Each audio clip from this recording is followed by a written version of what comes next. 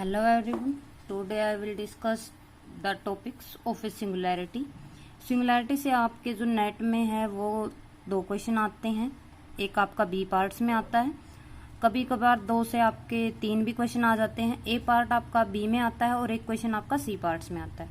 तो सिंगुलैरिटी आपको प्रॉपर तरीके से आनी चाहिए. उससे पहले आपको पता होना चाहिए कि एनालिटिक फंक्शन क्या होता है. तो आप एनालिटिक फंक्शन की डेफिनेशन को पता होना चाहिए. उसके बाद हम सिंगुलैरिटी पे चलते हैं. सिंगुलैरिटी किसको कहते हैं? A point at which a function F of Z is not analytic is known as a singular point और singularity of the function. That means जिस पॉइंट के ऊपर आपका फंक्शन क्या नहीं है, एनालिटिक नहीं है, वही पॉइंट आपके क्या बनते हैं? सिंगुलर पॉइंट बनते हैं. जैसे आपका ये फंक्शन है एफ ऑफ जेड किसके इक्वल है? 1 डिवाइड बाई जेड माइनस 3.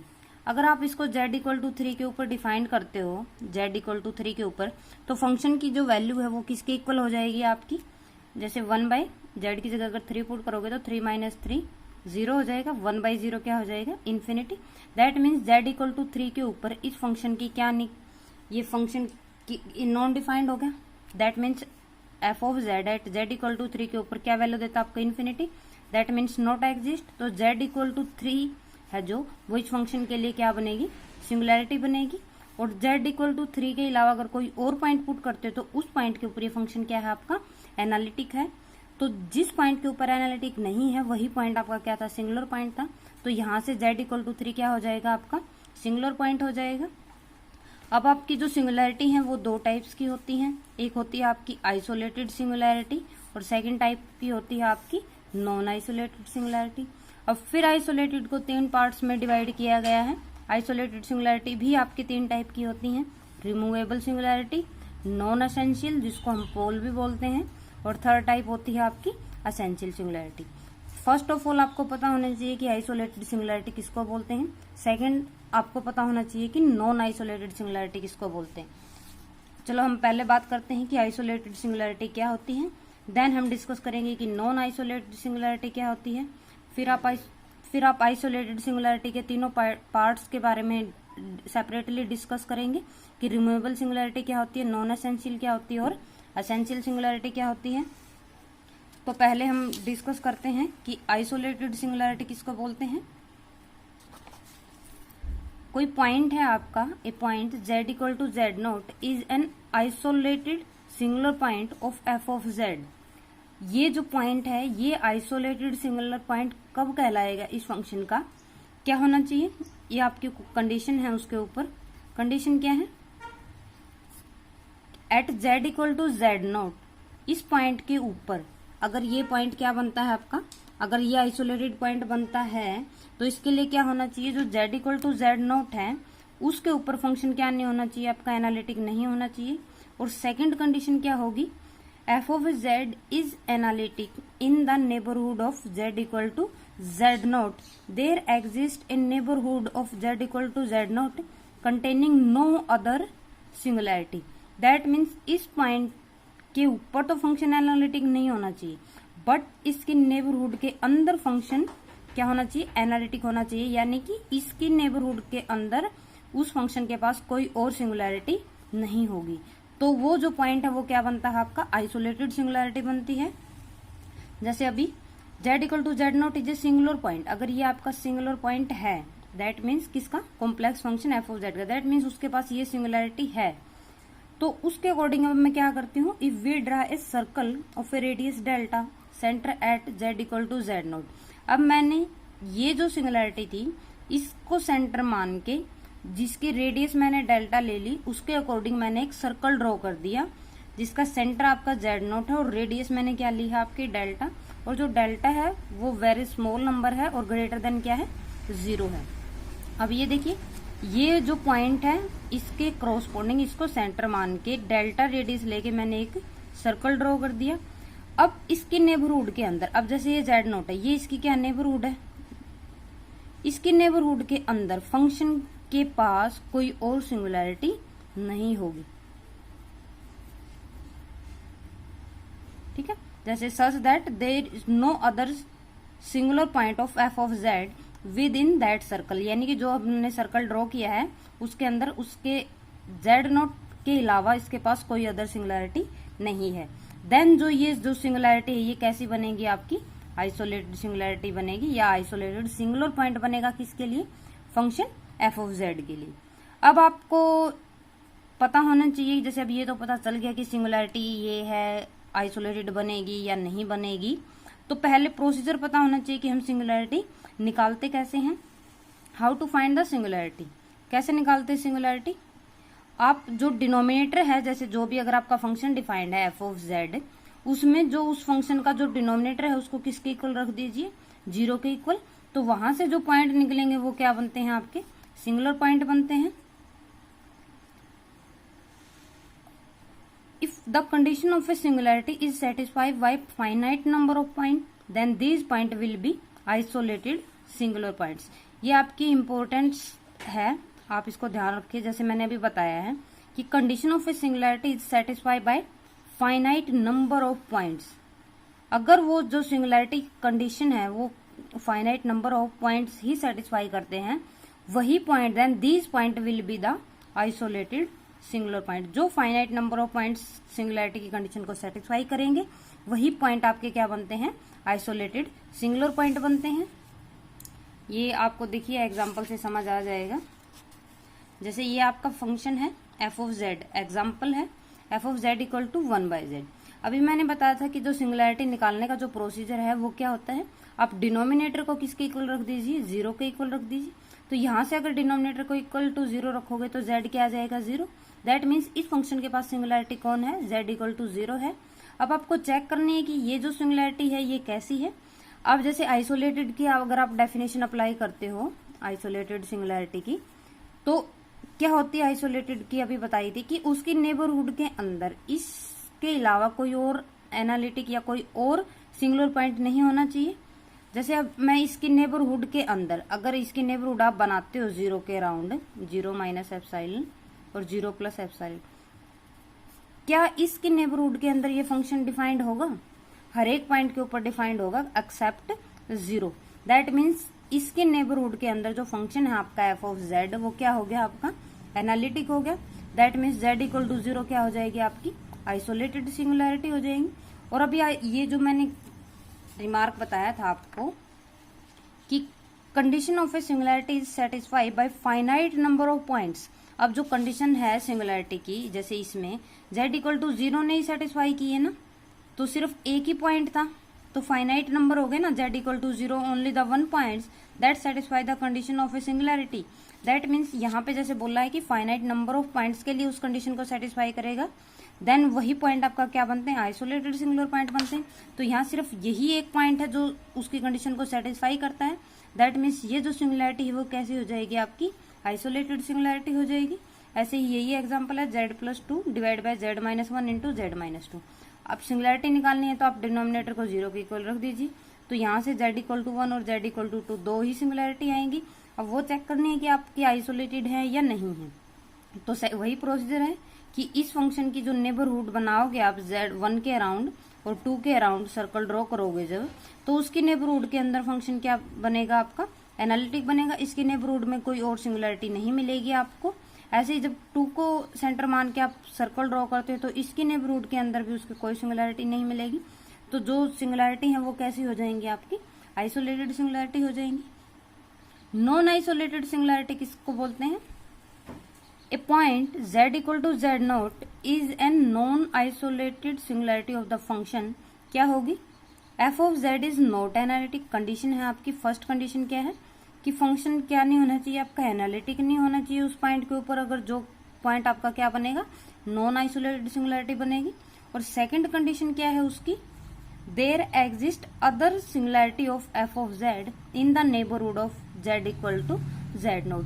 अगर ये उसकी सिंगुलैरिटी है तो उसके अलावा जब आप सर्कल ड्रॉ करते हो इस पॉइंट के अराउंड, जैसे अब मैंने नेबरहुड ड्रॉ कर दी, तो इसके नेबरहुड के अंदर भी उसके अलावा और सिंगुलैरिटी मिलेंगी, अदर सिंगुलैरिटी आपकी पक्का होंगी। अगर ऐसा है तो वो जो सिंगुलैरिटी है z इक्वल टू z0 वो कैसी बन जाएगी, आपकी नॉन आइसोलेटेड सिंगुलैरिटी बन जाएगी। अब आपका एक मेजर डिफरेंस होता है आइसोलेटेड और नॉन आइसोलेटेड सिंगुलैरिटी में, ये आप पक्का ध्यान रखिएगा, क्योंकि ये जब भी आप नेट के क्वेश्चन सोल्व करते हो तो नेट में इससे रिलेटेड का पूछा जाता है। जैसे ये आपका प्रोसीजर है क्वेश्चन को सोल्व करने का। जैसे आइसोलेटेड और नॉन आइसोलेटेड की मैं अगर सेपरेशन करूं तो वो क्या होगी, अगर आपकी आइसोलेटेड सिंगुलैरिटी होगी तो जो आपका फंक्शन है एफ ऑफ जेड उसकी लिमिट क्या करेगी, एग्जिस्ट करेगी, और लिमिट एग्जिस्ट करेगी। और नॉन आइसोलेटेड में आपकी limit does not exist.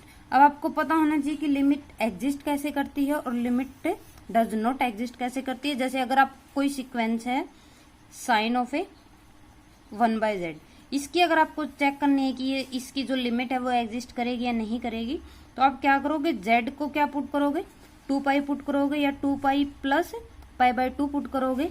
Then आप उसकी अगर आपकी डिफरेंट पाथ के अकॉर्डिंग अगर वो डिफरेंट लिमिट देता है, जैसे अगर किसी एक पॉइंट के अकॉर्डिंग कुछ और वैल्यू देता है, जैसे इसके अकॉर्डिंग अगर उसने a वैल्यू दी है, यहाँ से इसने b वैल्यू दी है, अगर इसने डिफरेंट पाथ के अकॉर्डिंग आपकी डिफरेंट वैल्यू दी है, तो आप क्या बोलोगे कि इस फंक्शन की जो लिमिट है वो क्या नहीं करेगी, आपकी एग्जिस्ट नहीं करेगी। दैट मीन्स उसको बोलते हैं आपकी limit does not exist.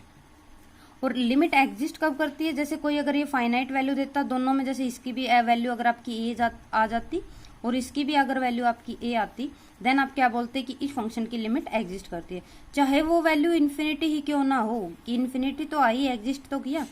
Non existence में कब बोलते हैं, जो आपके जो वैल्यू हैं वो क्या हो जाए, अनइक्वल हो जाए, ओसिलेट करने लग जाए, देन क्या बोलते हैं कि उसकी लिमिट एग्जिस्ट नहीं करती। अब लिमिट एग्जिस्ट करती है तो वो आपके दो प्रोसीजर हैं, या तो वो फाइनाइटली एग्जिस्ट करेगी या वो इनफाइनाइटली एग्जिस्ट करेगी। अब ये देखिए दो ही बताया मैंने, अगर लिमिट एग्जिस्ट करती है तो फाइनाइटली एग्जिस्ट करेगी या वो इनफाइनाइटली एग्जिस्ट करेगी। और इसमें आपकी जो फंक्शन है उसकी क्या करेगी, लिमिट एग्जिस्ट ही नहीं करेगी। अब जैसे ये फंक्शन है F of Z equal to 1/z, अगर z इक्वल टू 0 पुट कर देते हो तो वैल्यू क्या बनती है, आपकी इन्फिनिटी बनती है। दैट मीन्स इसकी लिमिट तो एग्जिस्ट की, बट किस वे से एग्जिस्ट की, इनफाइनाइटली एग्जिस्ट की। अगर आप फाइनाइटली की बात करते हो, जैसे F of Z is equal to बोल दूं मैं, अगर 1/z है, z इक्वल टू 3 के ऊपर ही बोल दिया, तो इसकी वैल्यू 1/3 हो जाएगी।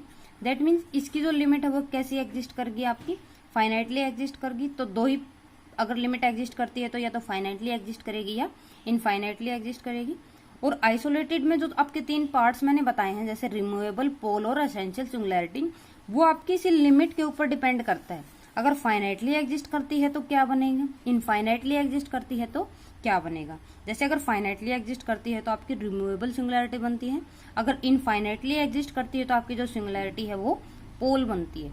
पोल में अगर फाइनाइट नंबर ऑफ टर्म्स होते हैं तो पोल बनेगी, अगर इनफाइनाइटली में नंबर्स ऑफ टर्म्स उसके अंदर क्या होती है, इनफाइनाइट होती हैं।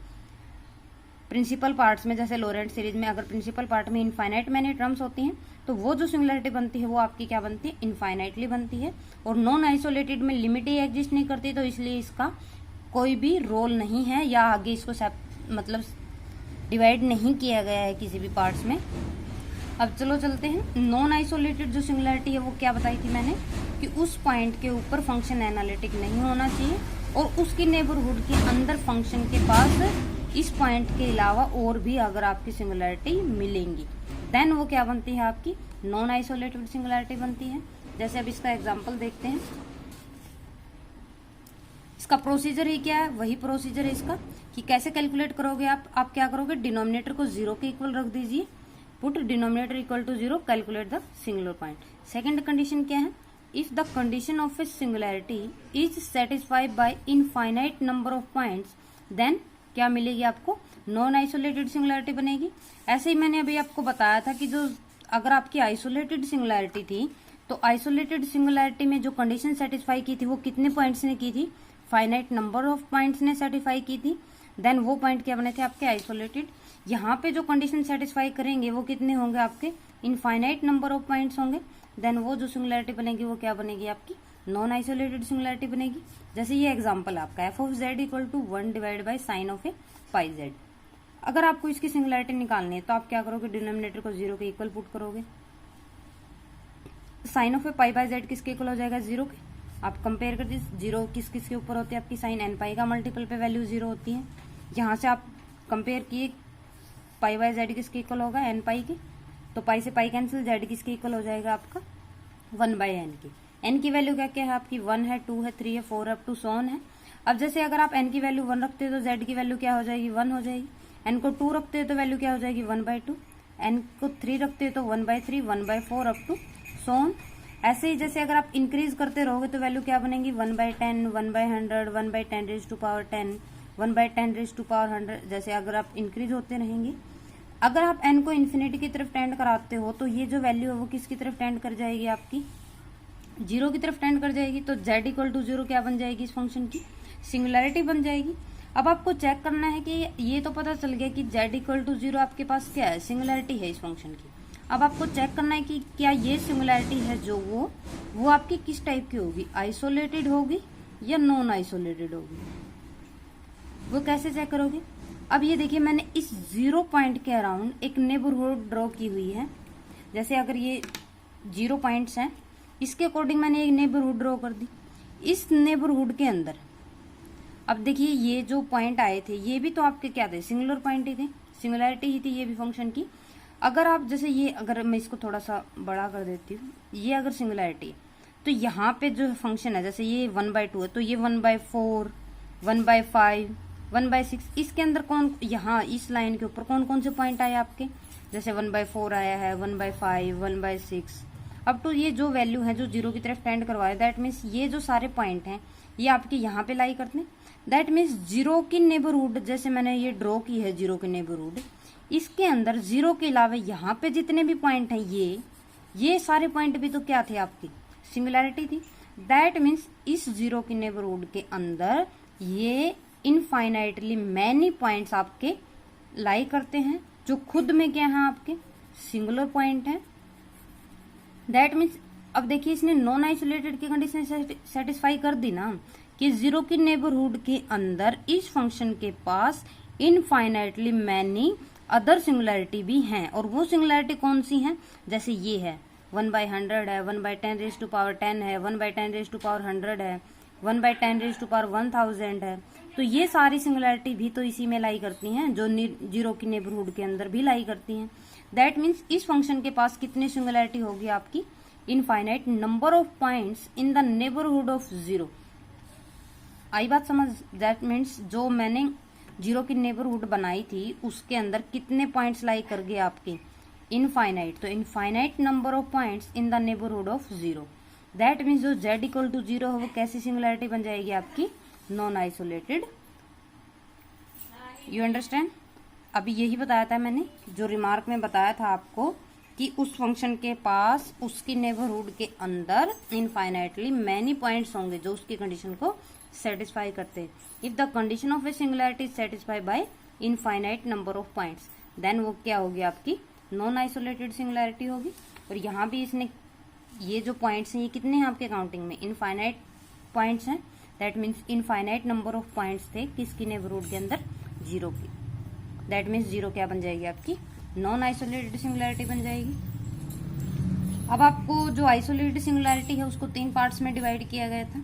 उससे पहले हम वो डिस्कस करेंगे, उससे पहले एक बार थोड़ा सा बैकग्राउंड तैयार कर लेते हैं।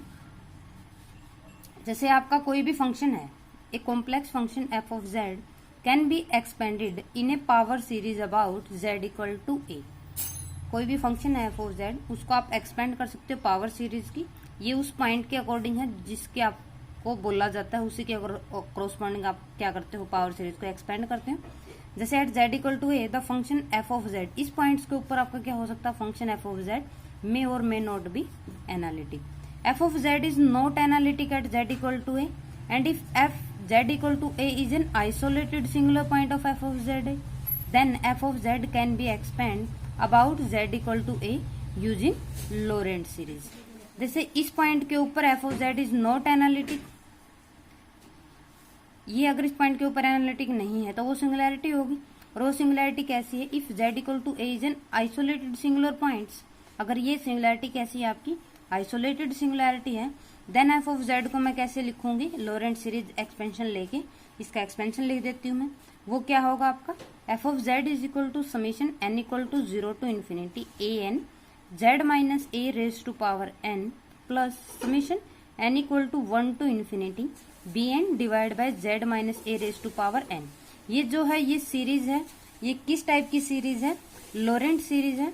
इसके अंदर जैसे ये पॉजिटिव पावर सीरीज बनाई हुई है, अब ये जो कोफिशिएंट है ये पॉजिटिव पावर्स में है और ये अगर इसको ऊपर लेके जाते हो तो ये आपके नेगेटिव पावर्स में है। इसको बोलते हैं आप रेगुलर पार्ट्स और इसको क्या बोलते हैं, प्रिंसिपल पार्ट्स। तो जो भी आपकी सिंगुलैरिटी है, जैसे मैं अगर आप इसको चेक करो तो इसके अंदर तो फंक्शन क्या है आपका, एनालिटिक है। यहाँ पे सिंगुलैरिटी अराइज होती ही नहीं, दैट मीन्स इसके उसके ऊपर कोई डिस्कशन नहीं होगा। जो भी आपकी सिंगुलैरिटी अराइज होंगी वही सिर्फ प्रिंसिपल पार्ट्स के ऊपर ही अराइज होंगी। अब जो भी कंडीशन आपको डिस्कस करनी है वो सिर्फ इसी पॉइंट्स के ऊपर डिस्कस करनी है। अब चलते हैं, पहला जो पॉइंट था आइसोलेटेड में, वो 3 टाइप्स की बताई थी मैंने आपको। जो आइसोलेटेड सिंगुलैरिटी हैं वो आपकी 3 टाइप्स की थी। फर्स्ट थी आपकी रिमूवेबल, सेकंड थी आपकी नॉन एसेंशियल और थर्ड थी आपकी एसेंशियल सिंगुलैरिटी। तो पहले हम डिस्कस करते हैं कि रिमूवेबल सिंगुलैरिटी किसको बोलते हैं। जो भी अब आपकी ये लोरेंट सीरीज थी, इसमें मैंने ये बताया ये आपका रेगुलर पार्ट्स होता है और इसको क्या बोलते हैं, प्रिंसिपल पार्ट बोलते हैं। तो डेफिनेशन में अगर मैं ये यूज करूं तो आप समझ जाइएगा कि लोरेंट सीरीज में जो आपकी पावर सीरीज के जो ये 2 टर्म यूज हुई हैं उसमें इसको प्रिंसिपल बोला है मैंने और इसको क्या बोला है, रेगुलर पार्ट्स बोला है। जैसे रिमूवेबल सिंगुलैरिटी किसको बोलते हैं, if the principal part are 0। अगर आपका प्रिंसिपल पार्ट क्या हो जाता है, 0 हो जाता है। प्रिंसिपल पार्ट 0 होने का मतलब क्या है, ये जो पूरा है ये आपका क्या हो जाएगा, 0। दैट मीन्स जो पावर सीरीज है वो सिर्फ किस में बच जाएगी, रेगुलर पार्ट्स में। तो एफ ऑफ जेड किसके इक्वल हो जाएगा, summation n equal to 0 to infinity a n z minus a raise to power n हो जाएगा। दैट मीन्स ये जो फंक्शन है या ये जो आपकी सीरीज बनेगी ये कैसी बनेगी, एनालिटिक्स पॉइंट्स की बनेगी। दैट मीन्स ये तो एनालिटिक होगा तो इसके पास किसी भी टाइप की सिंगुलैरिटी नहीं होगी। दैट मीन्स वो सिंगुलैरिटी क्या होगी आपकी, रिमूव होगी। इसलिए इसका नाम क्या है आपका, रिमूवेबल सिंगुलैरिटी है। जैसे यही लिखा हुआ है मैंने, अगर प्रिंसिपल पार्ट आपका 0 है तो जितने भी कोफिशिएंट आए हैं आपके इस सीरीज में प्रिंसिपल पार्ट्स में, तो bn क्या है, इसके कोफिशिएंट है, तो ये सब क्या हो जाएंगे आपके 0 हो जाएंगे। तो लोरेंट सीरीज एक्सपेंशन आपका इस फॉर्म में बच जाएगा। वो तो सिंगुलैरिटी होगी वो कैसी होगी आपकी, रिमूवेबल सिंगुलैरिटी होगी। ऐसे ही अब आपको एक कंडीशन और है, ये इंपॉर्टेंट है, आपको याद रखनी पड़ेगी। जिस पॉइंट के ऊपर आप सिंगुलैरिटी कैलकुलेट कर रहे हो, जैसे अगर z इक्वल टू a के ऊपर है तो जो फंक्शन है उसकी लिमिट क्या होगी आपकी, डिफाइंड होगी। बट लिमिट तो डिफाइंड होगी बट उस पॉइंट के ऊपर फंक्शन क्या नहीं होगा आपका, डिफाइंड नहीं होगा। क्योंकि इस पॉइंट के ऊपर तो फंक्शन आपका क्या होगा, एनालिटिक ही नहीं होगा, तो उस पॉइंट के ऊपर फंक्शन आपका डिफाइंड कैसे होगा, बट उसकी जो लिमिट है वो पक्का क्या करेगी, डिफाइंड करेगी। कैसे करेगी, एक रिमार्क और है, ये वही बात है जो भी मैंने आपको बताई है। At a removable singular point at z equal to a the value of the function will be finite. इस पॉइंट के ऊपर फंक्शन की क्या होगी, फाइनाइट वैल्यू होगी। वही बताया था कि मैंने जो आपकी जो लिमिट है z tends to a, f of z क्या होगी आपकी, डिफाइंड होगी। और वही है कि अगर ये पॉइंट आपका क्या है, आपका z इक्वल टू a अगर आपका रिमूवेबल सिंगुलर पॉइंट्स है तो जो value of the function, this is the value of the function will be finite. कैसे, जैसे आपका ये क्वेश्चन है एफ ऑफ जेड किसके इक्वल है, z minus sine z divide by z cube. First of all आपको क्या कैलकुलेट करना पड़ेगा कि इसके पास सिंगुलैरिटी कैलकुलेट कीजिए। सिंगुलैरिटी कैसे करते हैं, आप डिनोमिनेटर को 0 के इक्वल रख दीजिए। 0 के इक्वल रखोगे तो जेड क्यूब 0 हो जाएगा, तो z इक्वल टू 0 क्या बनेगा आपका, सिंगुलर पॉइंट बनेगा। अब आपको चेक करना है कि वो किस टाइप की होगी। आपकी टाइप्स तो 2 ही होती हैं, एक होती है आपकी आइसोलेटेड और सेकेंड होती है आपकी नॉन आइसोलेटेड। तो फर्स्ट ऑफ ऑल आप बताओगे कि जो ये सिंगुलैरिटी है z इक्वल टू 0 ये किस टाइप की है। अब ये जो फंक्शन है ये देखिए z minus sine z divide by z cube, ये 0 के नेबरहुड के अंदर फंक्शन क्या है आपका, एनालिटिक है। तो फंक्शन z इक्वल टू 0 जो पॉइंट वो कैसी सिंगुलैरिटी बन जाएगी आपकी, आइसोलेटेड। अब फिर आपको चेक करना है कि अगर ये आइसोलेटेड सिंगुलैरिटी है तो वो किस टाइप की होगी। अब उसके पास भी 3 टाइप हो सकते हैं। अगर ये आइसोलेटेड है तो या तो रिमूवेबल होगी या पोल होगी या फिर एसेंशियल होगी। वो कैसे पता चलेगा, अब हमने जो डेफिनेशन ली है उसमें क्या होना चाहिए, जो आपका प्रिंसिपल पार्ट अगर वो रिमूवेबल टाइप की होगी तो उसके पास क्या होगा, जो प्रिंसिपल पार्ट है आपका फंक्शन की जो पावर सीरीज लिखोगे एफ ऑफ जेड को एक्सपेंड करके, उसमें जो प्रिंसिपल पार्ट है वो क्या होना चाहिए आपका 0। तो फर्स्ट ऑफ ऑल आपको इसकी एक्सपेंशन लिखनी पड़ेगी। एफ ऑफ जेड इस जो पूरा फंक्शन है इसको पावर सीरीज में एक्सपेंड करना पड़ेगा। तो वो कैसे होगा, जैसे फंक्शन आपका z minus sine z divide by z cube. तो साइन जेड का जो एक्सपेंशन है वो क्या होता है आपका z minus z cube by 3 factorial plus z की 5 by 5 factorial minus 7 by 7 factorial up to so on. Function है जो वो किसके इक्वल है आपका, इसके इक्वल है F of Z equal to z minus sine z divide by z cube. किसके इक्वल हो जाए, इसको डिवाइड कर दीजिए separate separate, 1 by z square बचेगा, यहाँ से कैंसिल हो जाएगा 1 बाय जेड क्यूब और साइन जेड का एक्सपेंशन मैंने यहाँ रख दिया। अब इस 1 बाय जेड क्यूब के अंदर मल्टीप्लाई कर दीजिए, वो ये आ जाएगा। After solving 1 by z square minus 1 by z square plus 1 by 3 factorial minus z square by 5 factorial plus z raise to power 4 by 7 factorial. तो अब आप ये देखिए, इससे ये कैंसिल हो जाएगा, तो एफ ऑफ जेड है वो किसके इक्वल बच जाएगा आपका, 1 by 3 factorial minus z square by 5 factorial plus z raise to power 4 by 7 factorial. अब आप जैसे अगर आप फंक्शन है आप इस फॉर्म में लिख सकते हो फंक्शन को, summation a N z raise to power n, क्योंकि यहाँ पे जेड इक्वल टू 0 क्या बना था आपका, यहाँ पे जेड इक्वल टू 0 क्या था आपका, सिंगुलर पॉइंट था। तो जो एक्सपेंशन है वो किस पॉइंट के बनेगा, किसके अराउंड बनेगा, 0 के अराउंड। तो जो पावर सीरीज का एक्सपेंशन बनेगा वो क्या बनेगा, summation a N z raise to power N plus b n z raise to power minus n. अब आप इसको इसके साथ कंपेयर कीजिएगा, ये इसलिए लगाया हुआ मैंने, जैसे ये है आपकी, ये तो कांस्टेंट टर्म है, अगर आप इसको चेक करोगे तो ये पॉजिटिव पावर में है ना, क्योंकि पावर ऊपर है, तो जेड रेज टू पावर 2 हो 4 हो कुछ भी हो तो ये पॉजिटिव में ही चला ना। यहाँ पे क्या कोई भी पावर ऐसी आई 1 बाय जेड की कुछ पावर में है या कि, यानी कि ये अगर आप इसको नीचे ले आओगे तो B N divide by z raise to power n होगा। दैट मीन्स डिनोमिनेटर में तो जेड नहीं आया ना आपका, तो न्यूमिनेटर में ही जेड रहा। दैट मीन्स यहाँ पे नेगेटिव पावर आपकी इस एक्सपेंशन में नहीं आई। दैट मीन्स ये जो क्या है पूरा जो प्रिंसिपल पार्ट है वो आपका 0 है। दैट मीन्स यहाँ पे जितने भी कोफिशिएंट हैं इसके अंदर बी एन वो सब क्या है, 0 है। तो सिर्फ पॉजिटिव पावर सीरीज ही बची, यहाँ से सिर्फ ये पार्ट बचा। दैट मीन्स प्रिंसिपल पार्ट क्या हो गया आपका, 0 हो गया। तो फंक्शन में अभी मैंने बताया था कि रिमूवेबल सिंगुलैरिटी में प्रिंसिपल पार्ट क्या होता है आपका, 0 होता है। तो यहाँ से बी एन 0 होते ही आपका जो प्रिंसिपल पार्ट है वो क्या हो गया आपका, 0 हो गया। तो फंक्शन में सिर्फ रेगुलर पार्ट ही बचा। तो जो z इक्वल टू 0 है वो कैसी सिंगुलैरिटी बन जाएगी आपकी, z इक्वल टू 0 कैसी सिंगुलैरिटी बन जाएगी आपकी, रिमूवेबल सिंगुलैरिटी बन जाएगी। एक कंडीशन और भी थी कि z इक्वल टू 0 के ऊपर एट द पॉइंट फंक्शन क्या नहीं होगा, डिफाइंड नहीं होगा। अब आपका जो फंक्शन था वो क्या था, z minus sine z divide by z cube. अगर आप z इक्वल टू 0 पुट करोगे तो ये वैल्यू क्या होगी आपकी, इनफाइनाइट होगी।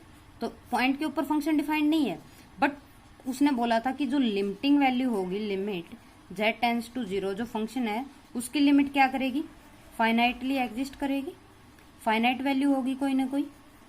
अब वही देखते हैं कि ये इस कंडीशन को भी सेटिस्फाई करता है या नहीं करता। ये है limit z tends to 0 f of z equal to limit z tends to 0 z minus sine z divide by z cube. अगर आप 0 10 पुट करते हो यहाँ पे 0 माइनस साइन 0 डिवाइड बाई 0 तो क्या हो जाएगी, 0 बाई 0 फॉर्म होगी। तो आप एल हॉस्पिटल रूल अप्लाई कर दीजिए। एल हॉस्पिटल रूल क्या होता है, अगर जैसे कोई भी फंक्शन है F of x divide by g of x और लिमिट एक्स टेंस टू 0 है और इसके ऊपर ये भी 0 वैल्यू देता है आपका, ये भी 0 वैल्यू देता है, तो एल हॉस्पिटल रूल क्या होगा, जो डिनोमिनेटर में और न्यूमिनेटर में जो फंक्शन है उसका क्या कर दीजिए आप, डेरिवेटिव कर दीजिए। यही होता है बस। देन उसकी लिमिट क्या कर दीजिए, पुट कर दीजिए।